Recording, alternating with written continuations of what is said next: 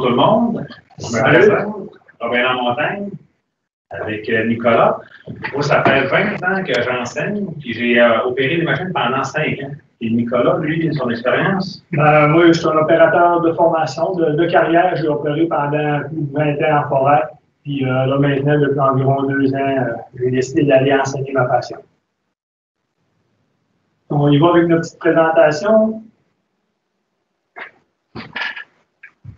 Fait que là, on a une équipe, on est 5. Autrement dit, il y avait lui, Robin et Nicolas. Puis il y a Carl, qui lui, ça fait 20 ans. On a tous 20 ans d'expérience, soit comme enseignant ou soit comme opérateur. Fait qu'on a Carl Clément, puis Jimmy Lamontagne, puis Michel Guimont, qui font partie aussi de notre équipe.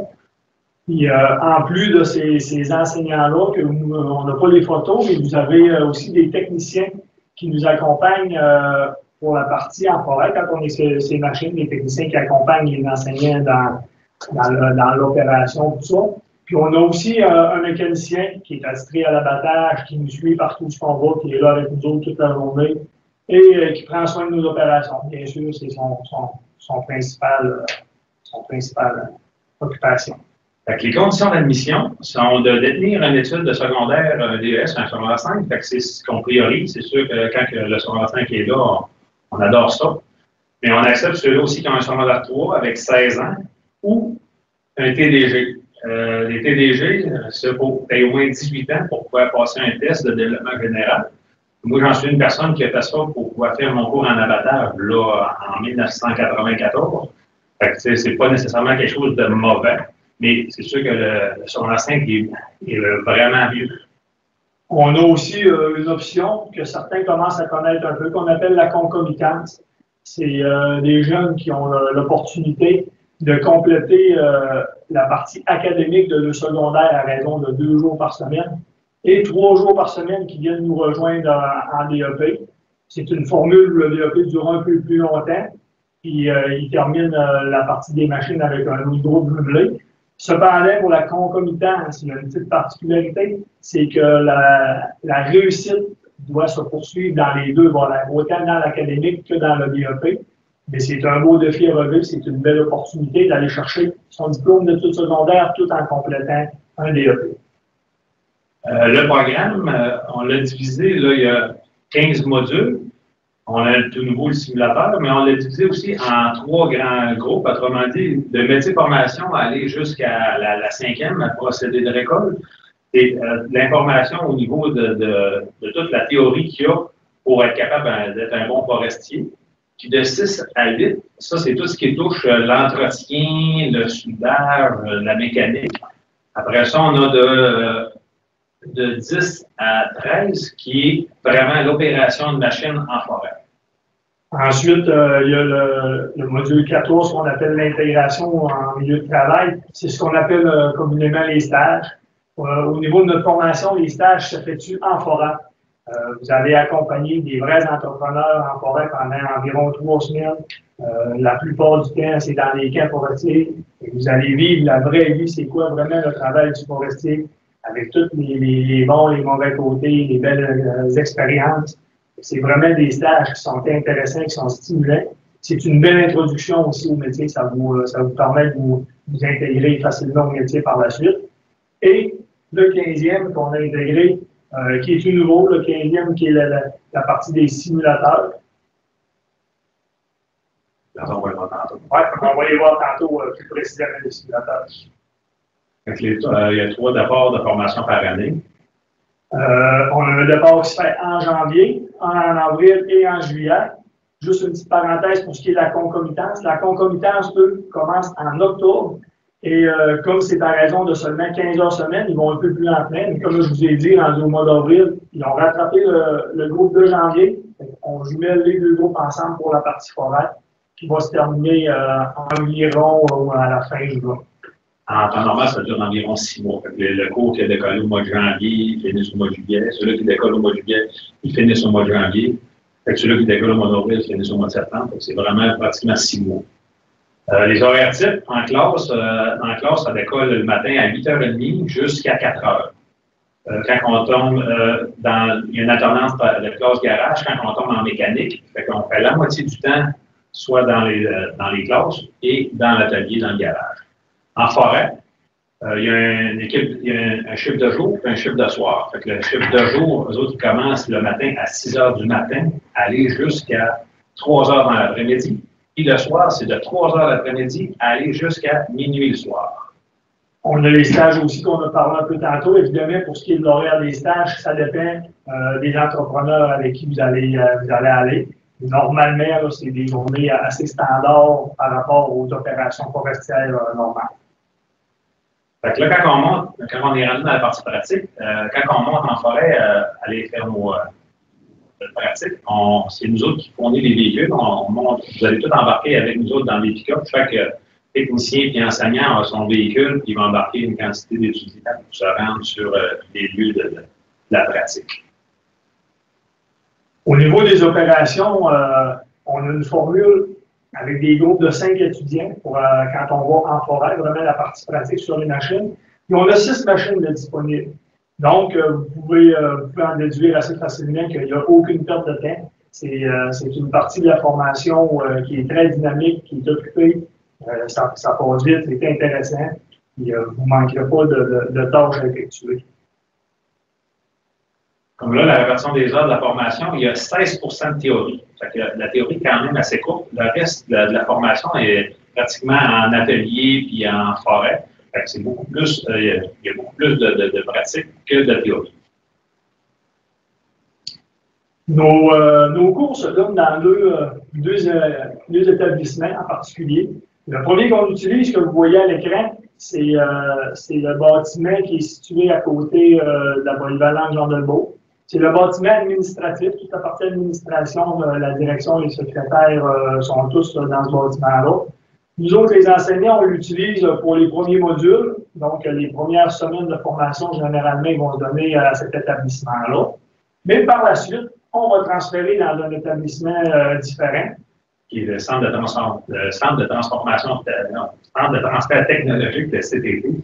C'est là-dedans qu'on va faire notre mécanique, puis nos simulateurs sont à l'intérieur, puis on a une salle de formation, comme vous pouvez le constater, là, avec des ordinateurs pour faire certaines applications au niveau des VPS, puis même les simulateurs d'ordinateurs qui ont des machines. Après ça, là, on a une vue sur le nouveau local de simulateurs qu'on vient d'aménager. On a 8 simulateurs assez réalistes avec des vrais sièges comme dans les machines, avec des vrais joysticks, bien pareil comme dans les machines forestières. Les logiciels aussi sont sensiblement les mêmes, avec des exercices, avec des objectifs à atteindre pour nous aider à parfaire notre formation. On va vous montrer des petites vidéos à quoi peuvent ressembler les simulateurs.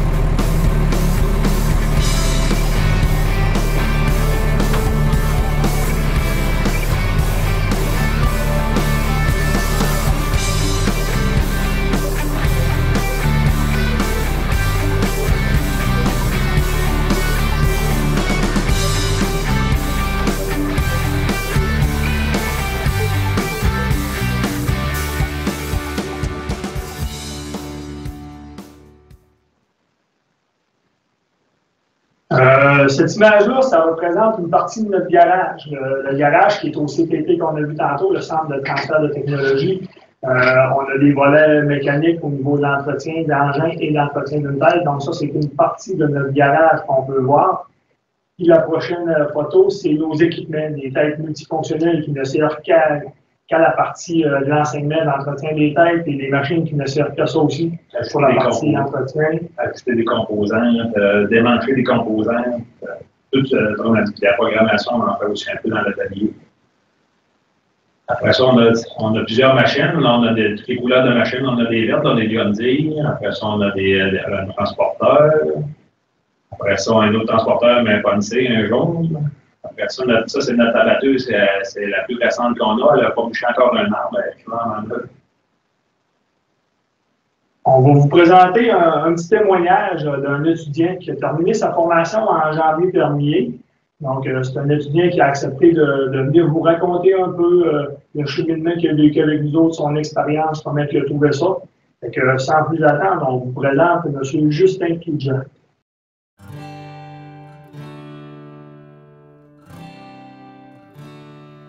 Bonjour, moi c'est Justin Toudjan. Je suis français. Je suis venu au Québec pour faire mes études et devenir forestier. J'ai commencé en France en tant que bûcheron à la scie mécanique et en tant que gestionnaire forestier. J'ai fait un bac pro professionnel en gestion forestière en France. Pour la suite de mes études, j'ai voulu venir au cégep faire une technique en milieu naturel à Saint-Félicien. C'est pas exactement ce que je voulais, moi je voulais chauffer des machines. Et j'ai fait une réorientation, j'ai cherché et je suis venu au CFP de Dolbeau et j'ai commencé mon cours en abattage et façonnage. C'était un cours qui m'a permis d'apprendre beaucoup de choses. Je connaissais un petit peu les machines, de voir ce qui se passait dans les vidéos sur internet et ça, mais je connaissais pas plus forcément le domaine. J'ai appris beaucoup en mécanique, en hydraulique, en électricité. Les profs, les cours étaient vraiment bons. Moi qui n'ai pas trop école d'habitude, qui n'aime pas l'école, bah, c'est un cours qui était vraiment intéressant, même la partie théorique. Quand on a commencé dans le cours, ça a été intéressant. On a commencé à chauffer les machines et on avait des points faibles, tous, des points forts, et les profs étaient... le cours était comme personnalisé un petit peu. Genre, si on avait des points faibles, les profs étaient là pour nous donner la façon de faire pour les améliorer, ces points faibles, en étant personnalisés. Ils nous disaient pas, bah fais ça, puis ils te laissent dans le bois tout seul. Genre, on avait quand même un suivi régulier des profs. C'est des profs qui ont de l'expérience, qui étaient anciennement professionnels dans le bois, qui ont eu des machines, qui ont chauffé plusieurs années des machines. Donc cette expérience-là, c'est intéressant.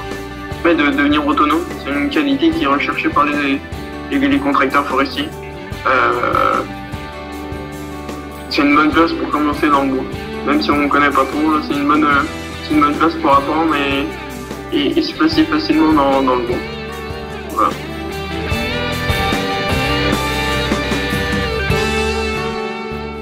Les qualités requises pour être un bon opérateur, il y en a plusieurs.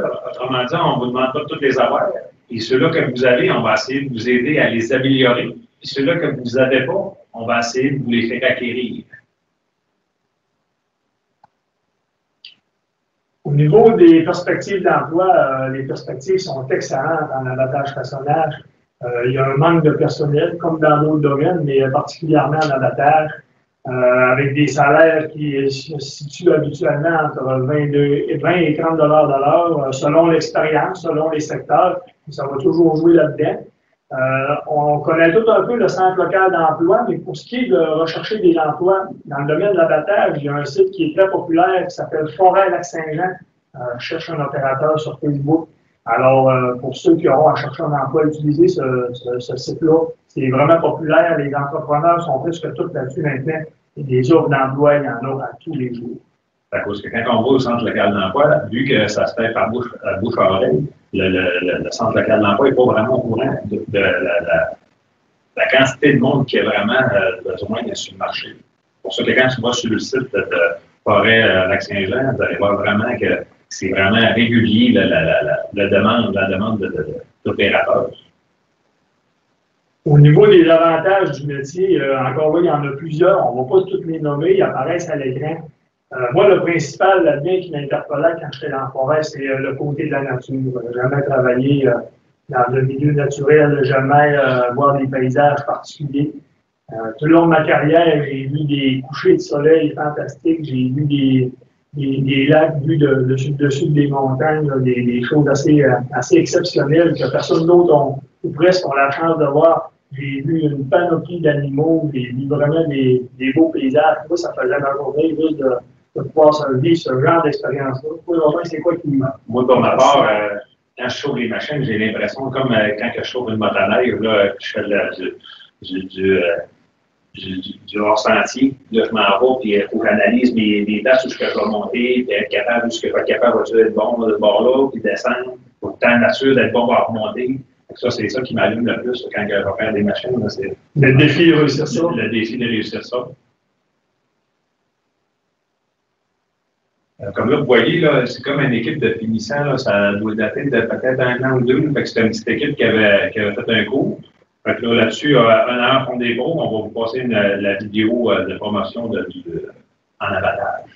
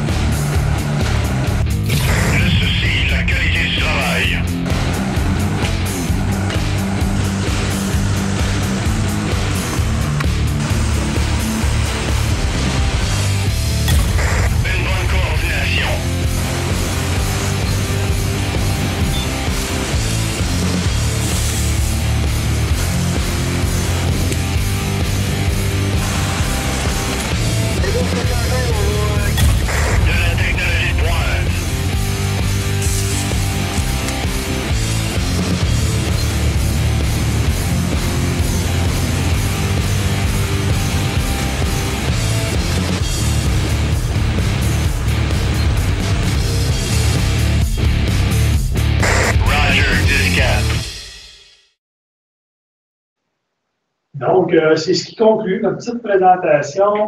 Vous voyez apparaître à l'écran l'adresse pour les inscriptions pour faire votre admission à notre centre. Donc, on espère vous voir. On espère vous voir bientôt en grand nombre. Et merci de votre présence, merci de votre écoute.